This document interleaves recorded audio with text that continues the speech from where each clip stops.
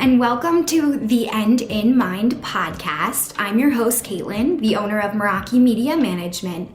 The End in Mind is a place where we come to share stories, tips, and strategies of many entrepreneurs, creatives, business owners, and just some people that aren't willing to live the traditional lifestyle. We talk about how to live outside of the box today and how to incorporate what really is important in your life to keep that end goal always in mind. Again, if you would like to reach out to me in any type of way, you can find me on Instagram at Meraki_media_management. And I hope to hear from you all soon. Thanks so much and enjoy our show.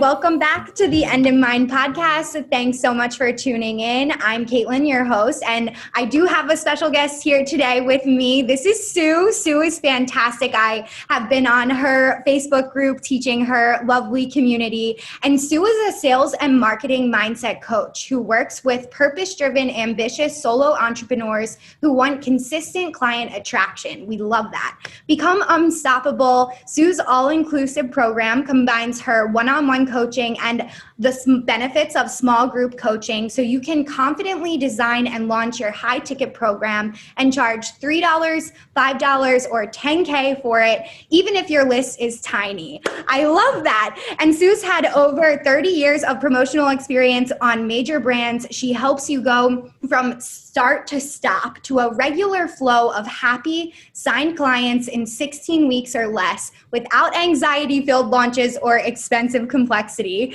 I can totally relate to everything that's in your bio. When I got started with my launches, I'm sure we can all relate listening here. The launch anxiety was crippling for me. Oh my goodness. Yes. All this effort. And then you're just praying. And if it doesn't work out, well, then what? Yeah. Yes. And I remember, I've shared a few stories on this podcast before we kind of dive into our questions. One of my launches failed. One of my very first launches failed out of the gate. It was priced a little too high, maybe not packaged in the correct way. And it's such a letdown, when you're so excited to become an entrepreneur, make some money and really convert clients. And then sometimes it doesn't happen. And then crickets. Yes. Yeah, it's really demoralizing. Yeah. You pick yourself up and they're like, okay, I gotta have another go at this. Right? And the vicious cycle starts. Yes. And that's why today I thought it would be perfect for us to talk about sales, probably one of the most resisted word when it comes to my community. And I'd like to start off by asking you, why is selling so uncomfortable for us as human beings? Most of our communities tend to be empaths. Why is it so offsetting to us? Yes, that's a great question. So first of all, I'd just like to say thank you so much for inviting me onto your podcast. And this is really an awesome question. Because if you think about it, there are a few things going on that make it anxiety-filled. So first of all, what's going on with your prospective client? They are stuck. They're in fear. And what has to happen in the sales conversation is they tip over to hope. Okay. And if they get to the point where they can see, this could get me this could change everything for me, they tip over. But you have to get to that tipping point. And what gets somebody to that tipping point? Well, they have to really understand what's really going on with them much more clearly than they do when they first arrive in the conversation. We all tend to make assumptions that they're totally clear already. We then have to inspire them. We're explaining what we do in a way that fits their needs. And then the price point has to fit the hope and the benefit. Yeah. So it's a lot of tension going on. Now, the other thing that's going on is if you're a little wobbly in owning the value that you bring, saying your price is going to trip you up. Yes. Because there's a big difference between saying your price because you believe and you know that the person who comes into your program, who really commits, does the work, turns up enthusiastically, you know how much is possible. You know you have expertise. And that belief, whether they say yes or no, has no impact on you. It's just like sometimes it's not the right time, sometimes it's not the right vibe between you, and that's fine. And it's all good. But if you're wavering about, like, will somebody really pay this? Am I really worth this? Oh my goodness. Then every piece of the conversation is anxiety filled, and that's looming there. Yes. And then the whole bugaboo of objections. Sales is really about mindset. It totally is about mindset. And there are opportunities in objections, which we tend not to see. Objections aren't, I reject you. Objections are, I haven't tipped over the fear into hope yet. And it's an opportunity for you to go back and explore how you can help them tip over. So that's talking about the emotions. I love that. There was so much to unpack there. And before we jump into this next question, I do want to talk about how you said the opportunities in objections. I think that's such a great piece for our listeners to hear, because most of the time, at least speaking from my own experience, I used to get so stuck in my head on a sales call, what am I going to say next? Instead of slowing down and listening to what they had to say. Yes. One of the really big keys to sales conversations is, first of all, just disconnecting from the outcome. There's the whole, oh my goodness, I really want this. Oh, I think this person is going to be great. I really, really want them to sign. And before you know it, you tip into a little bit pushy, and you don't mean to, but you really want the sale. The opposite of that is, I so don't want to be pushy that I'm almost completely the opposite. I'm almost leaning out, like whatever, I just want it to be right for you.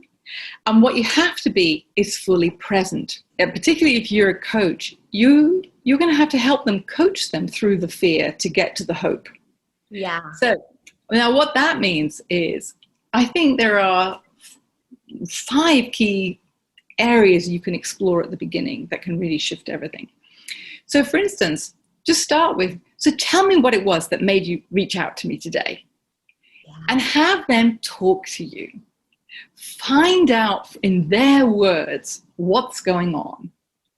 Yeah. And have them, so it's not like 2-sentence answer. It's like, encourage them to talk to you. Like, tell me more about that.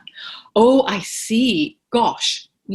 So once they've finished, they're telling you why they reached out and what the issue is. And you say, well, what is it that you are ultimately, are you trying to, like, for instance, for me, it's like, so what are you ultimately trying to build? Tell me, like, if we were 3 years down the line, what's this bigger picture, the thing? So now have them unpack that for you.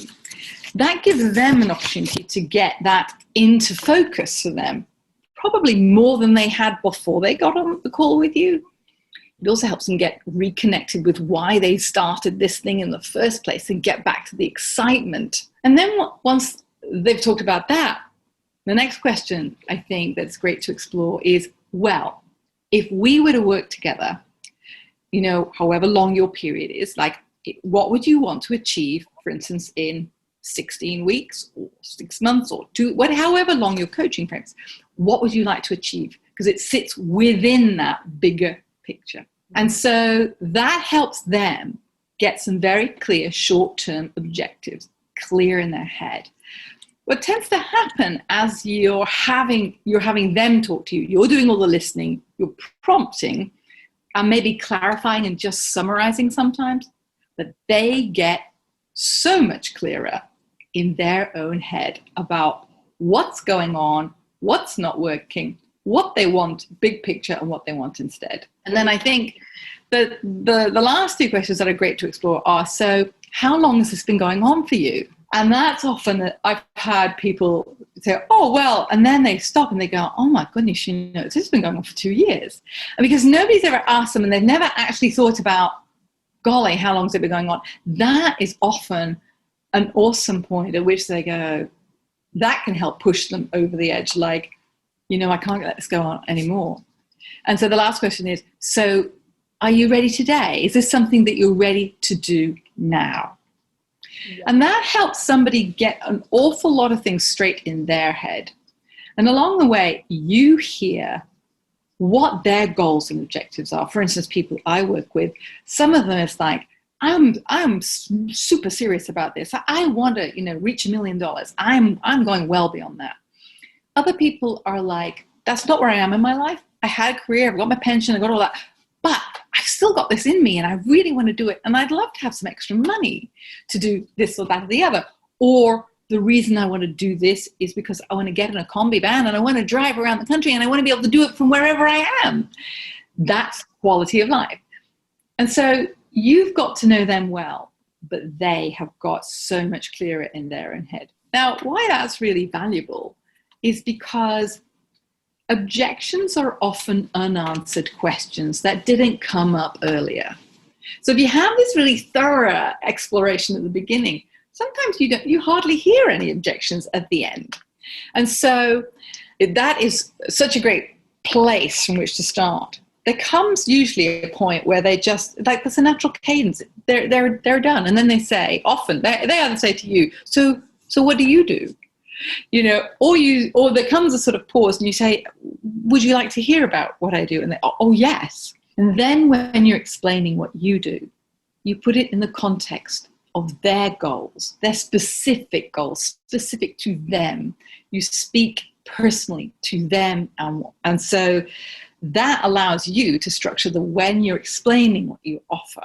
Oh, this is amazing. When you use this structure, and those questions don't have to specifically come in that order. Sometimes conversations, they go the way they go. But when you know those, you have that structure in your head. Yeah. You know where to go next. Yes. And you're having a normal conversation. You want to understand this person and find out for them. Now, sometimes you do have to hold their feet to the fire. A few minutes ago, you told me this has been going on for 2 years. And you also told me that now was the time. But now you're telling me, well, this and that and the other. So tell me a little bit more about what's in your way, So help them, unpack. And you have, this is one of the other things about it, when you have to hold that space for them to help them tip from their fear into the possibility. I think this is an important point. You also have to respect that you aren't for everybody. None of us are for everybody. And that sometimes a client's intuition that this isn't the right way, much though we on the selling end might like it to be the way, it's not always, and that's okay. And I think in that situation, the real value is to earn the right to stay in contact with them. And, that's what your mailing list is for. That's what your posting is for, is to provide value and aha moments that keep them reading what you put out there. And so if the time is right and you are the right person, you are there at the point where they're going, you know what, I should have done it 3 months ago when I had the conversation, but I'm ready now and I'm going to do it, right? Oh my gosh, that was so good. I hope everybody was taking notes because this is exactly how I approach sales. So I think that you unpacked it perfectly. And it's really hard, especially for younger people coming up in this field or even in sales in general. Maybe they're not even starting their own business.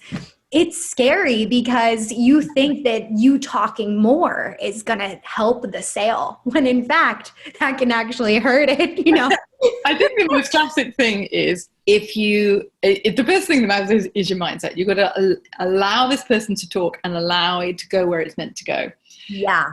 And I think one of the things that we all do at the beginning is as they talk, you think, oh, this person's perfect. Oh my goodness, I can really help this person. Yeah. And so you stop listening and now you're into your inner dialogue and you're thinking, oh my goodness. And then you find yourself going, you interrupt and you start explaining why what you do could be such a great fit for them.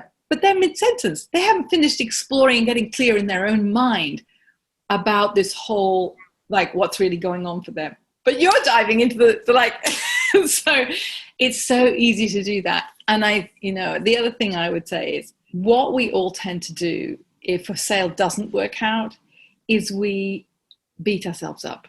We did it wrong. If only I'd said this, it mustn't be good enough. They don't want it. It doesn't matter. And usually earlier on in our career, like we're going to a slump, and often we can go like you feel absolutely lousy for about 3 days, and then you pick yourself up, and I would encourage anybody who's going through that. It's like, look, the amount of people that you close and who sign up with you will depend on how well you market to them before they ever come to the sales conversation. Because if you do a really good job at attracting the right person, using the right language, putting out the right material that engages the right person, that will bring the right type of person into your sales conversation. So an awful lot depends on what you do to actually attract. But if you're doing a good job at being clear and using language that really connects with your ideal client, then maybe you'll have a close rate of 50%. I mean, look, the masters at this, who have really got their marketing funnel, these are the people who are the $1 million people. They may have like 70%, but not all of them. Some of them are 50 to 70%. If you're only signing like 30%, you're early in your business, you're doing really well. So don't beat yourself up. Just know that you can always tweak the marketing. You're doing little tweaks. Everything you do is a little learning opportunity to learn, okay, so that person wasn't the right type of person or wasn't quite right. How could I tweak what I do to bring people in that are more in line with me? Yeah. There's so many opportunities. And so I think people don't talk about closing rate because somebody's saying, well, how could a closing rate of 30%? If you be good, but look, if you're early in your business and you don't have your marketing sorted out, if you're getting that, awesome. You celebrate every person who signs up with you. And then just know that as you get better at the client attraction piece, your closing rate will go up because the fit of people coming in improves. Oh my gosh, this is so beautiful. And to hear you explain it so well, it's hard because half of the time it's just me and the mic, So I'm hoping I'm explaining it well. But to hear you explain it, I hope our listeners are picking up on a new perspective and a different way of hearing it, because it's so true. When we get in and we end up attracting maybe a different type of client than we wanted, that can also affect the sales in the upcoming, months because your emotions are whack, your energy's whacked, you might not be in a great alignment zone, and that comes out, It's so interesting. You can even see it on Instagram as well now that, we've all been behind closed doors for so long. I think that our little energy sense is a little up, like we can feel it more through the screen. And it's so true with the sales. If you can really keep on top of their pain points and write them down as they're chatting, whether you're on the phone or via Zoom, just tell them you're going to take a few notes. That's fine. And I'll even write down specific words. And then I incorporate them in my pitch back to them exactly how you said. Exactly. When you use their words, and particularly if you communicate about things that they are not necessarily so comfortable to say in public, like the things that go round in the middle of the night, like gets them up at night. If you can talk about those things in a way that makes them feel understood, but also you have a solution, that will get your ideal clients' attention every time. Because it tells them they feel understood, they feel seen. And that's powerful. It doesn't matter what type of human communication. When we feel understood and seen, that's really powerful. And so I completely agree with you. I actually was doing an interview earlier today, and one of the questions I was asked was, how do you get that language? For many of us as coaches, we are often coaching people who are on the same journey as us, They're just earlier. The challenge for us is to get to remember what it was like for us back then, because now we have learned so much, we've grown so much, we've sort of put that behind us. We always don't want to go back there. But I think one of the things that can really help here is if you think about when you were where your ideal client is now, think about, well, that was in 2016. What was going on in my life? Who was in my life? What events were in my life? What was I thinking then? What did I believe then that I now know is not true? And I think, if you're the type of person that does something like meditation, that's an awesome way to sort of get into. But it can be like getting the photo album, and what was I feeling? And even if you have close friends, because they will have a perspective, but to help you get into, gosh, this is what's going around now in my ideal client's head and emotions. Yeah. Then if you communicate from that point, they feel seen and heard. And in all sales and marketing, it's about emotions, but the emotions come from how you express what you have to say. And this mixture of, I understand you, and here's some hope, and I understand you, and here's some hope, all together so that they feel seen, but they also can tip over the fear continuum into the hope. And I can do this with this person's help.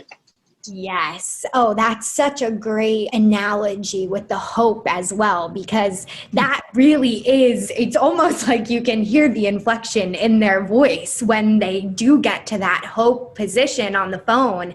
And it's so rewarding, because you're like, yeah, we did it. And if you truthfully are operating in this integrity Absolutely. and authenticness, yeah, you believe that, and I'm sure all of our listeners do believe in what they're selling. And I'm sure they do. And I mean, if you're really early on, it's really about, this is true from your own journey. And then once you're a little experienced, it's true from your clients. Something else that can trip up people earlier on is not every client is, they're not making $1 million when they leave me, so I failed, But the real question is, well, where are they where they come in? Because some people have done multiple things before. Those people are going to fly quickly. And you give them the right help and wow, they fly. Other people are much further back. We're as humans, we can't suddenly magically go from 0 to 1 million. There's a learning curve, and we can't, as humans, take in. We take in a lot less than we'd like to think at one go, The critical thing is, do you leave that person in so much better place than when they started with you? Does everybody grow absolutely exponentially towards their goal? That's the most important. Did you enrich? Did you empower them? And if the answer to that is yes, celebrate that. Yes. Wow. I love that as well. And, a lot of our listeners will have a brick and mortar as well, or they may sell a product. And I think that that's really important for them to hear as well.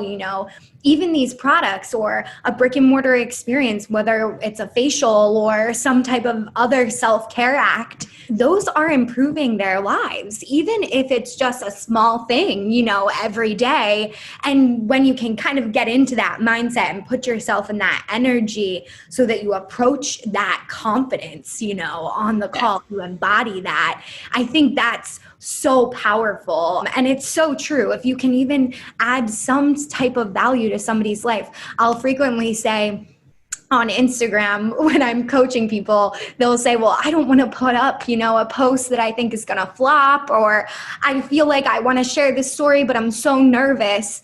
And I say to them, if it helps one person that comes across your post, would it be worth it? And 90% of the time they say yes, and they go ahead and do it. And it's so true. If we can even help one portion of their lives, aren't we benefiting, from the coaching? Yes. Fear of failure is a very big one. And that is an awesome way to approach it. I applaud you. I love that approach. It's why are we doing what we're doing? We're doing it because we want to make other people's lives better. And make a business out of it. Those two things can absolutely travel together. Yes. Oh, I love it. So well said. Well, Sue, tell us how you got into this line of work because you are very well seasoned in it. I really love hearing you talk about sales in this way because I incorporate things like manifestation and meditation in my business as well. It's huge for what we do now. And this has been a more frequent activity that I've included into my daily routine, and it's changed my life forever. And I would love to know more about how you got into all of this. It's so great to hear you say that. As you know, I also do. I didn't when I started. So where I started was I had a corporate career in sales and marketing for 25 years, an international career. And I was, director level, blah, blah, blah, blah, and on well-known household brands. I knew inside that whilst I was working in pharmaceuticals, and for instance, there are certain medications that unquestionably change people's lives. But I wasn't wholeheartedly connected with the industry, and I had known for a while that I wanted to leave, but I felt as though I had golden handcuffs. But then my company did me a favor and they said, "So sorry, your job no longer exists." There was a feeling of like, how am I going to pay my bills? But there was also a feeling of joy that I got at that moment. And I thought, oh gosh, that just tells me everything.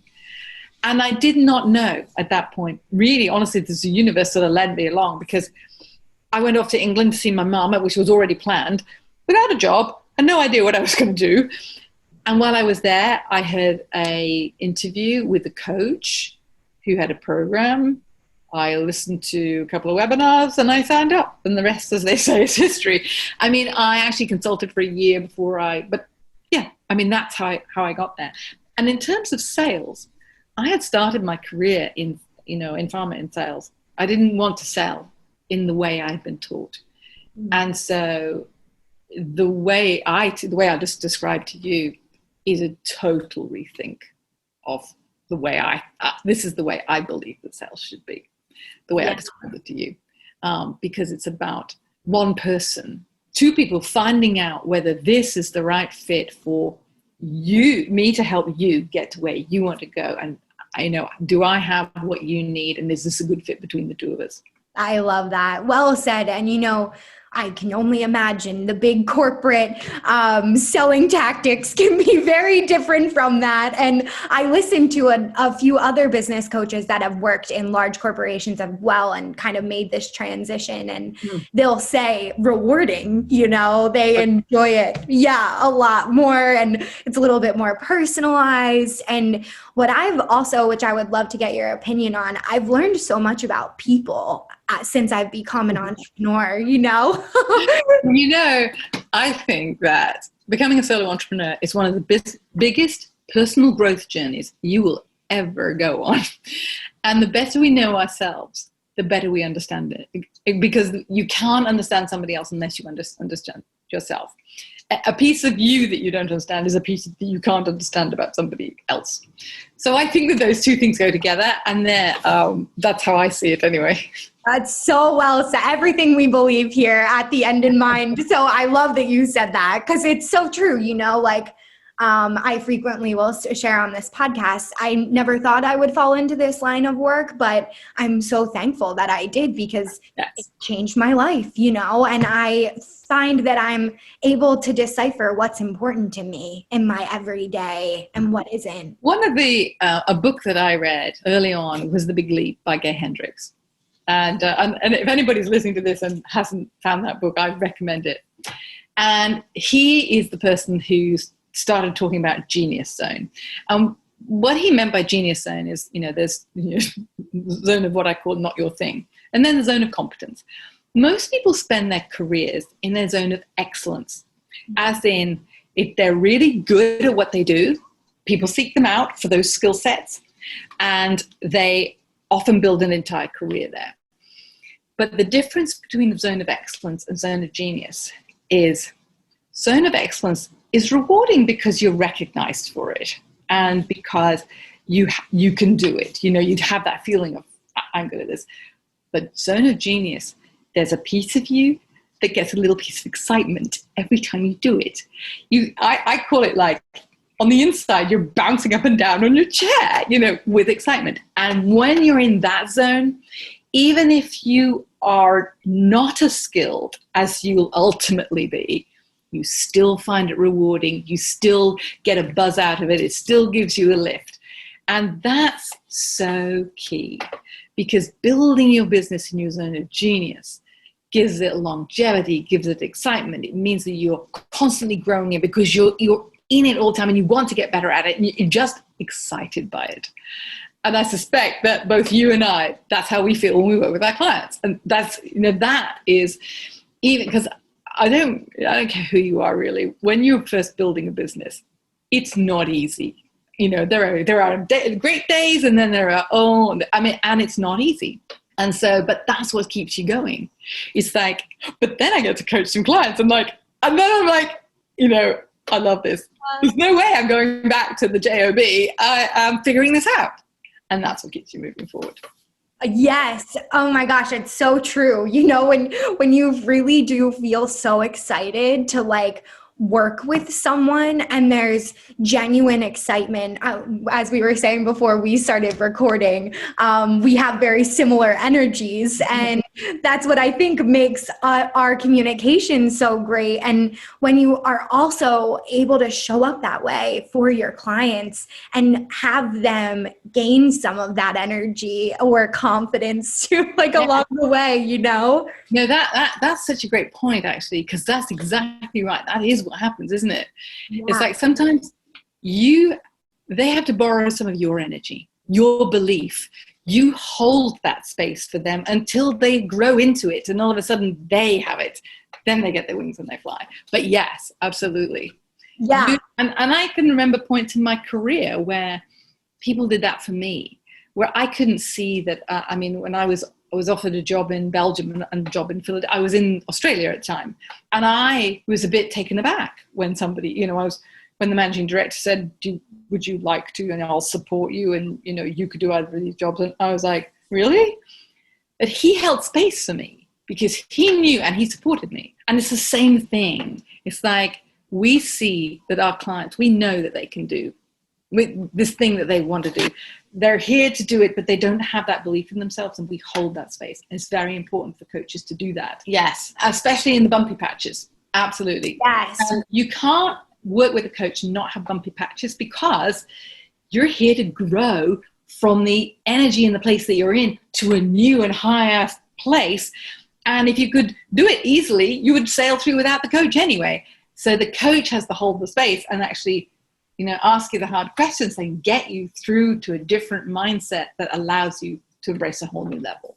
So yes. Oh my gosh, I love that. And holding this space is a great way to explain it too, because it's like we see the future a little, we know it's coming for we you. already are there. So we know that path that they're on. Yes. Yes. Oh my gosh, I love that. So can you share with us a story of while you're selling to your clients? I loved how you shared the story of him holding a space for you almost as you're up-leveling in your corporate job. Is there a certain selling story that may be fun to share with our listeners? Well, many of them. I wasn't expecting you to ask me that question. This is not related to coaching, but I do remember I was a pharmaceutical sales. Well, actually, I remember a couple of things. I had a colleague who, I don't know if this is an appropriate choice, maybe I'll change my story.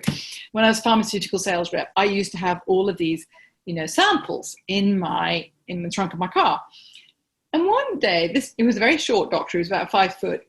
And he said, do you have any of this particular, it was like a nasal allergy drug. So we were allowed to give them 2, maximum of 2. Well, so he comes and I open the trunk and he spots them at the back of the car. And before I know it, he climbed physically into the trunk. And so that if I'd shut the lid, only his feet would have stuck out. And I was like, this is the doctor. This is hilarious. Oh my God. Yeah, and there's armfuls of this stuff. I'm like, I love that. And I had a few escapades as a sales rep, but anyway. Such a funny story. It's good for everybody to hear too.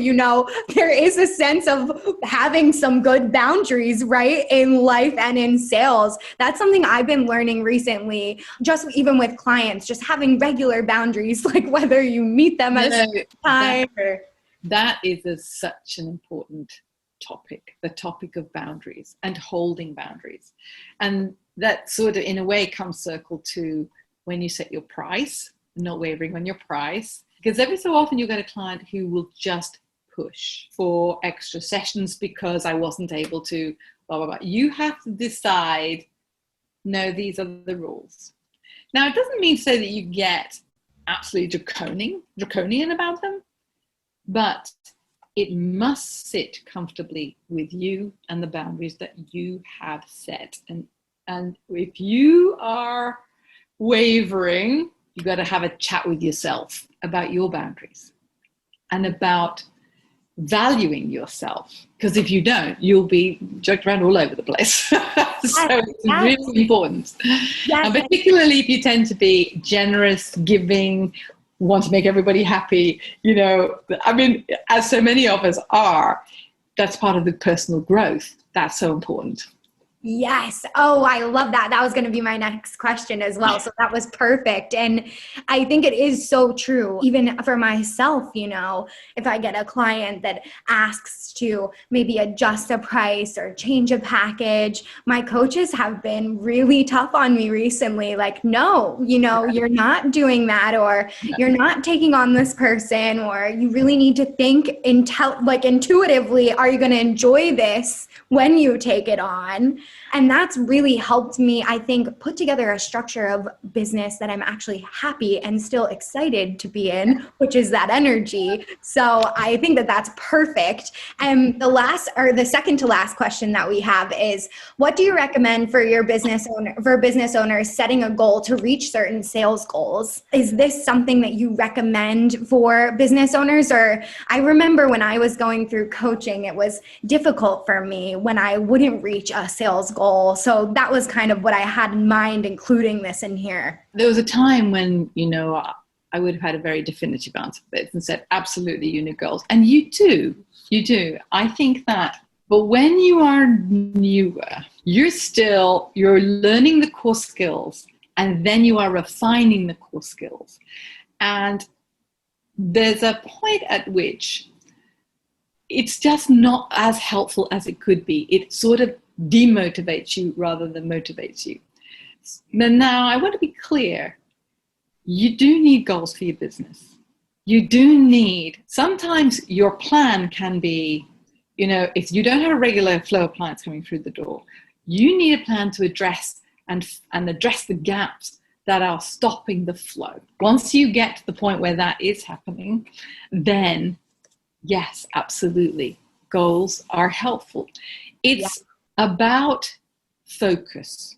I think you have to be determined, you have to be courageous, and you need to be focused. And so those three things are absolutely pivotal. Yeah. And those are the things. If you're all over the place, then you need to be doing some mindset work, because it's the fear, your own fear, which is stopping you manifesting what you're here to do. Yes. Oh, yes. I love this. And that was definitely the goals for me before I did the personal development work. Felt almost like a ball and chain. It's like I was carrying it around on every sales call. I'm like, everybody can see this thing, it looks terrible. And Yes. That's what it did for me, Yes. And I realized that when I kind of lifted that weight of judgment of, if I say the wrong thing, it's okay. This person on the other end will hopefully lead with grace and everything will be fine when I hang up the phone, And I was very fortunate that was 90% of the time what would happen if I made a misstep or misspoke on the sales call. And it's very rewarding when you can be less judgmental, kind of how you mentioned in the beginning of the podcast as well, not being so pushy and not saying, this is the only person that I can get signed up today and I need to make the sale right now. It's okay. Yes. It will come. Yeah. You really hit the nail on the head. If your goals are taking you out of leading a conversation in the way I described, so that you and the person you're talking to can get super clear whether this is the right thing for them. But if you're in the energy of, I'm going to make this happen, I'm going to make this happen, you are not in the energy of what is best for this person and is this the right fit? And you're not in the space of allowing, and that's very important. Yeah, it's almost like in a relationship when you really sign up a client, especially for something like coaching, what Sue and I both do with our clients. It can be very intense and you learn about their lives and personal things come up, and it really is like a dating app, you have to know if you work together. And in a way, that's a great analogy because, it's a whole, if you love someone, set them free idea. Yeah. Because you have to let go of needing them to do anything. Yes. Oh my gosh. It's all about you and not about what's best for them. Yes. Oh, I love that. That was a good little spiel by us.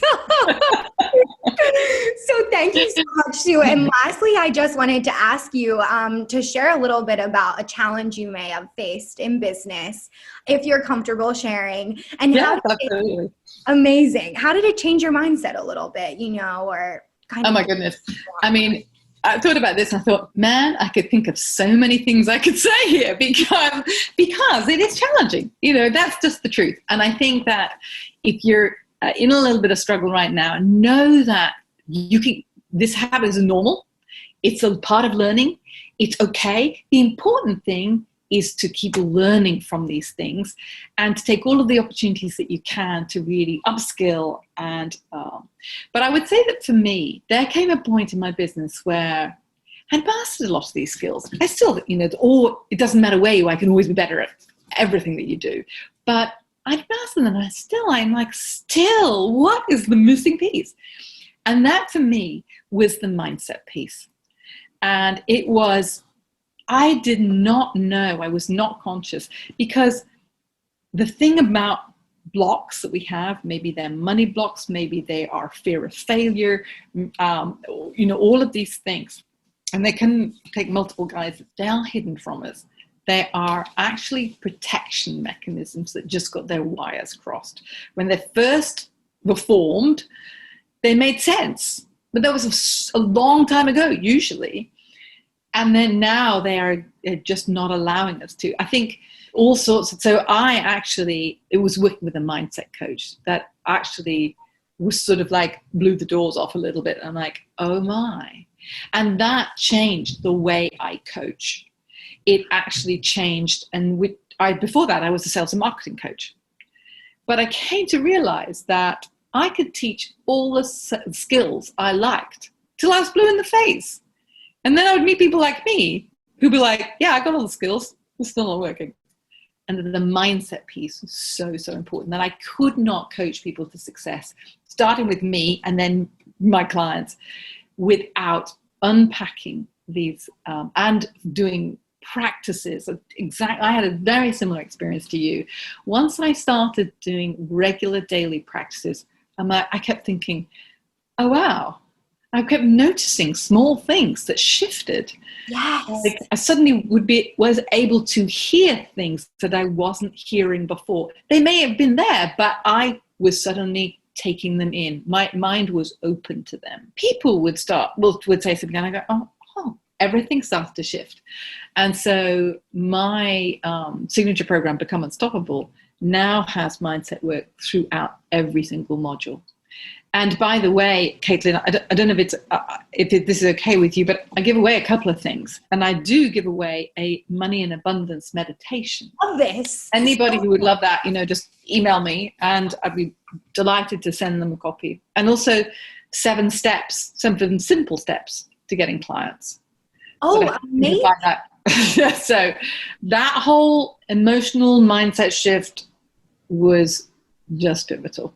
Yes. Oh my gosh. This is so amazing. Thank you so much for sharing. And I just want to let everyone know really quickly that they can find your information in the show notes below and above. And you can get in touch with Sue. If you need her information, also send me a direct message and I can connect you both, because these are really great, free, tangible giveaways that you could have in your pocket today. And trust me, you want them. I'm going to get them for myself as well, because mindset is, exactly what you're saying. It's you can know all the strategy, you can have all the tools, but it's really what's up here, what's stopping us. Yeah. It really, really is. It can be one of the last things we see because of the way we're made as humans. We are, that piece of us that is terrified to move forward, is terrified that something bad will happen. Even if we don't like where we are, that piece of us knows how to handle where we are now. We're familiar with this pain place.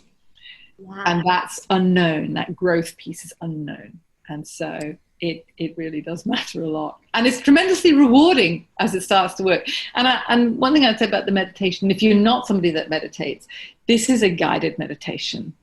You just follow along. And it has binaural beats. It actually helps your brain get into theta brain waves, which is actually the most relaxed and receptive state. So use earphones if you're going to use it, because it's powerful. Yeah.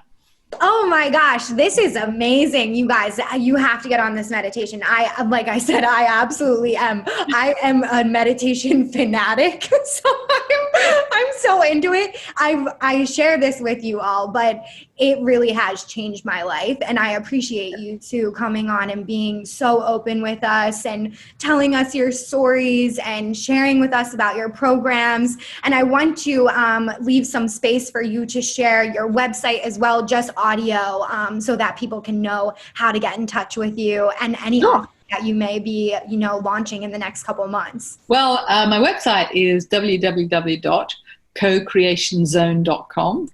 And Sue Begent at cocreationzone.com is the way to reach me. So I look forward to hearing from you. And yes, absolutely. So meditation, the abundance, money and abundance meditation, which will help you really get into that abundance mindset, but also help you figure out where some of those blocks might be. It's all part of that.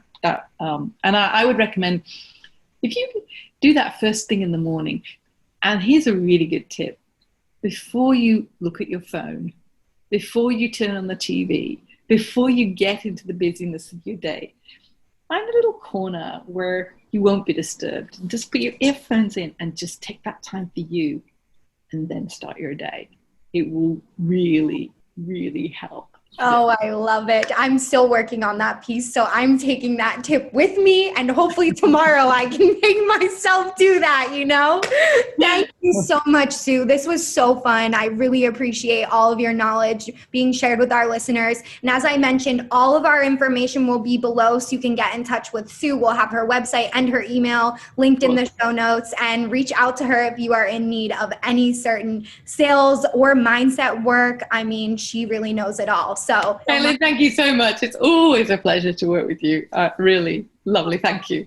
Thank you. See you next time. Bye-bye.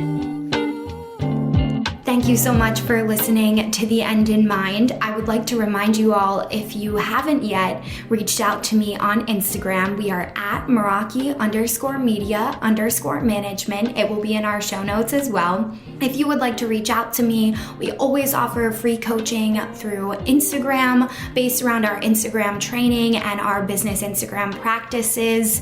If you need any type of support, please do not hesitate to reach out to me there. And we also offer several different types of consulting and training packages if you're looking for a little bit more in-depth tips.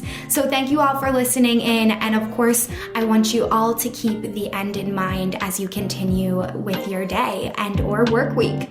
Have a great week, and I will see you all next time.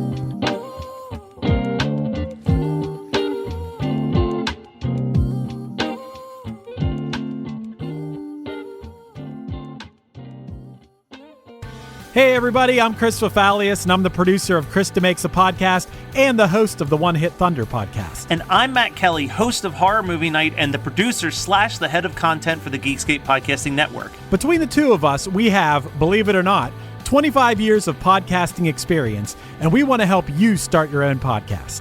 We know podcasting, and we want to share that knowledge with you. So whether you're new to podcasting or you want some feedback on your currently active podcast, we want to help. Or perhaps you're just overwhelmed with all of the editing work. Well, we can help you with that also. You can check out our website at weknowpodcasting.com for more information. We're excited to help your podcasting dreams become a reality.